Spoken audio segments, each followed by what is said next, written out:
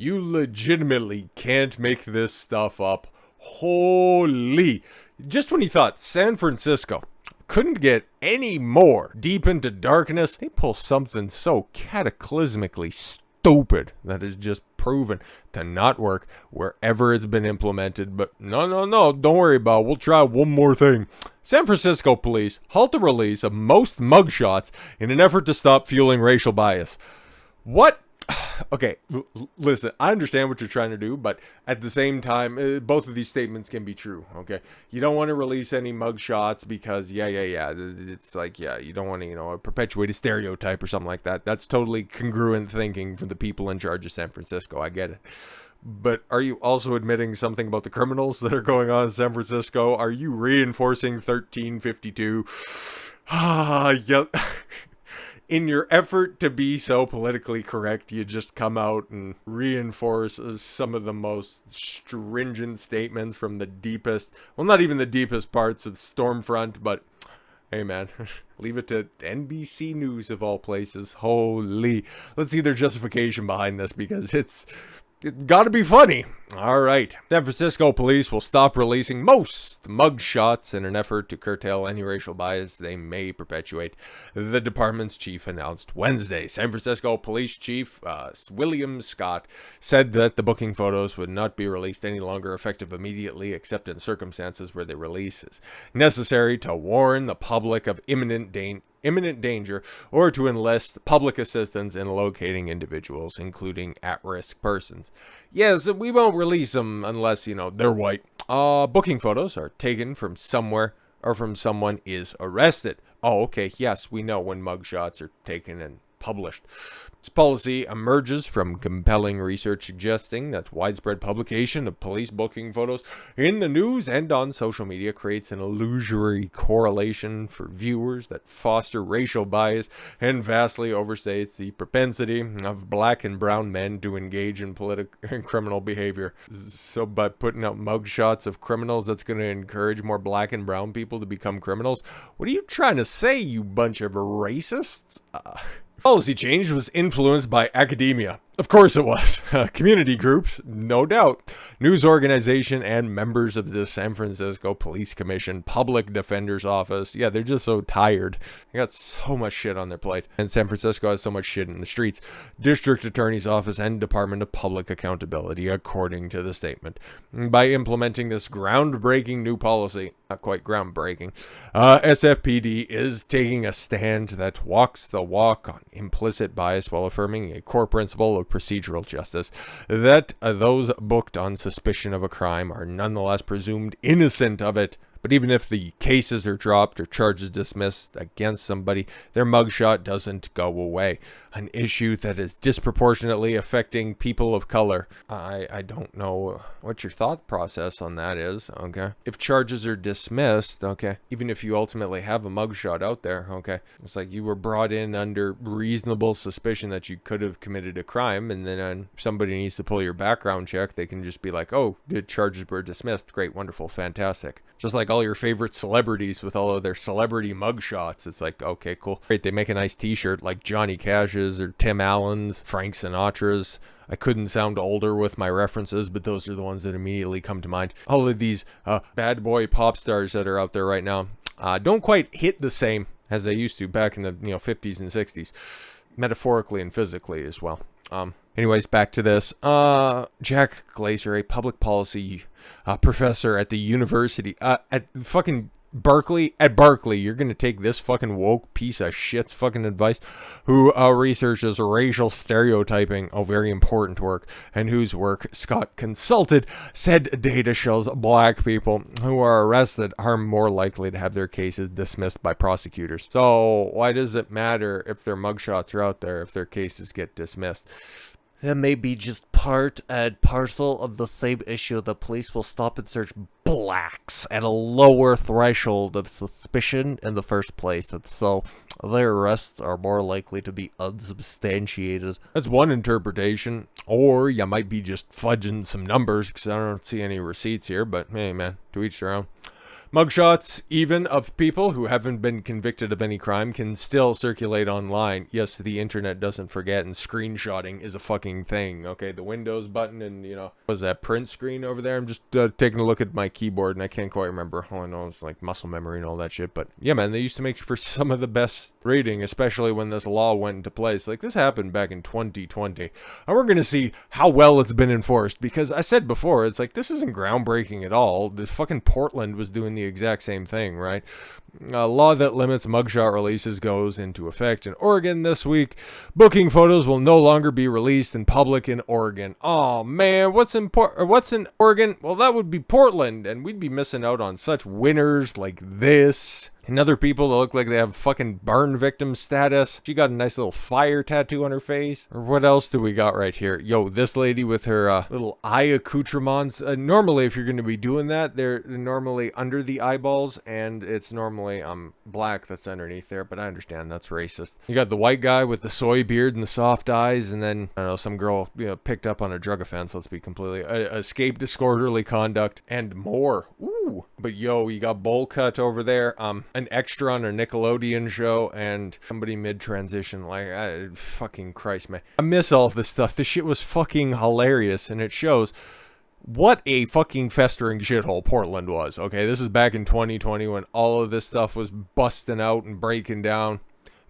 Days and days, months and months of fucking unending riot. 100+ consecutive days of Antifa, a myth or an idea, depending on who you ask in the Democratic Party.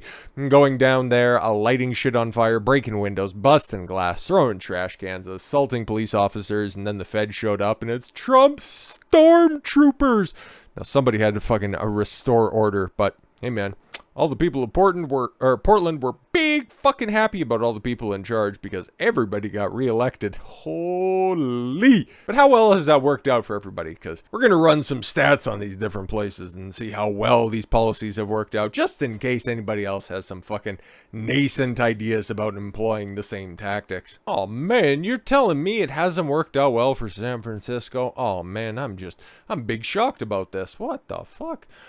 Tens of thousands of people are fleeing San Francisco, California, due in part to the city's problem with increasing crime and homelessness, U.S. Census data and local polling shows. San Francisco County lost 6.7% of its population, or 58,764 residents, between April 1st, 2020 and July 1st, 2020. When did that policy go into place? I got that over here. July 1st, 2020, so just about a full calendar year. Actually, a little bit better. How would that work out to? 15 months? 15 months in total. More than half of the greater Bay Area's decline of 116,385, according to March report of the U.S. Census. Aw, shucks. Should have done something about that. Should have censored more information that the public could use in order to make informed decisions about where to go.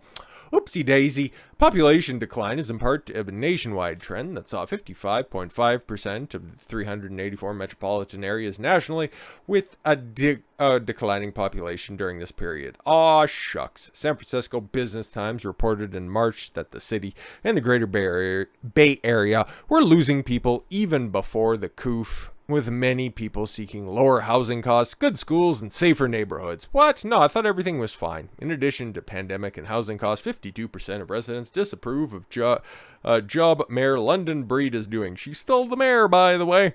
And voters just recalled District Attorney Chesea Boudin for being soft on criminals. Yeah, like not publishing their mugshots. Crime in the city has increased, including the homicide rate increasing by 37% over the last 2 years, and a retail theft wave due to lowering the penalties for shoplifting. Yep, it's a policy where $950 per incidence, where you can just get away scot-ass fucking free.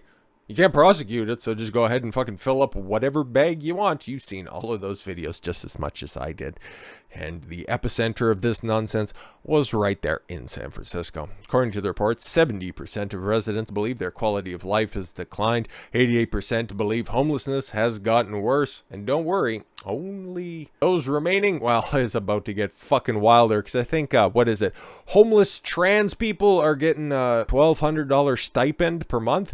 It's fucking ridiculous, bro. Look at that. Oh, man, I am shocked about this. Yeah, definitely. Portland in 2022, the homicide number higher than the 20-year average.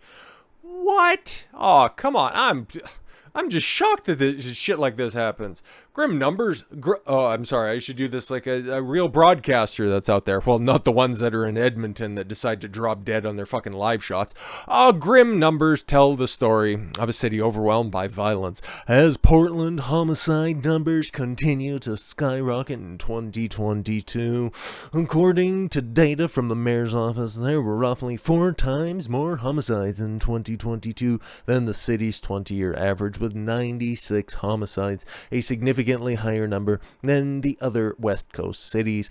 Police tell KOIN6 News that there were about 1,300 shootings in Portland in 2022, all while PPP is attempting to rebuild after losing many officers. The shooting injured nearly 400 people. Wait a minute, you had 1,300 shootings and only 400 people that were winged? Holy, make gangbangers more accurate again. We've had another incredibly violent year in our city, said Sergeant Kevin Allen. I don't know what police sergeant they're on in a 5-year period, because that's a fucking revolving ass door. And again, who would want such a thankless job? Because you got old Mayor Ted Wheeler out there, okay, doing a shit fucking job, not backing up anybody. But I find this amazing. Okay, you got Edmonton up here, the largest city closest to where I'm at, in the capital of Alberta. Okay, for those of you who don't know, I'm up here high in Grand Prairie, Alberta, and I just report on this stuff because I find it funny as fuck. And you'll have homicide rates in Edmonton, which is a much, I think has it crossed 1 million people who live in Edmonton? I can do some research off screen, but regardless, okay,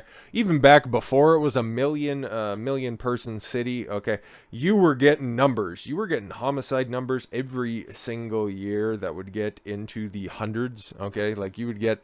It wouldn't be unfamiliar to have 100+ people dying every single year, but yeah, no, okay. I think what I see off screen here is the metropolitan area is about 1.5 million people that are in the area. But that includes a bunch of large-ish cities around there. Oh, there, my bias sneaking in by almost calling it a shitty there for a second. I hate Edmonton. Fuck that place. But yeah, you got St. Albert, Leduc, Sherwood Park. Like, there's a bunch of different little cities around Edmonton, and if that all factors in. But as for the city center, it's been known to be one of the most violent places that were around there, even if there isn't that many guns on the street, and I don't have any numbers to really corroborate that with, but to just see a place like Portland report, 96 homicides in 2022, up from 90 in 2021. It's just a little bit jarring to see such a violent city report fewer homicides, but hey man, shout out to the shootout, because that's been happening there for a long old fucking while. Alan says Portland still has a gang problem. Name the gang. Name them. But also there's another emerging trend driving an increase in homicides. What is it? Black-clad individuals that stink of piss and yell about having a master's in gender studies. It's the first year we gathered data on our houseless community. That's what they call fucking bums? Okay. 34% of homicides include fucking bums. He says PPB's strategy now is to get illegally owned guns off the street as he arrests repeat shooters. Given the fact that 78% or 78 of the 96 homicides were for guns. Oh, okay, cool. So getting guns off the street is somehow going to affect this. Okay, cool. Just make more guns illegal by enacting new laws, and that'll fix everything, right? Ah, boy. It's like that old meme come to life in both Portland and San Francisco. Boy, government sure is making a bunch of different fuck-ups. You know what's going to solve this problem? More government! Wow, who could have possibly seen that coming? Good job, woke cities. You guys are really fucking leading the way in smart decisions.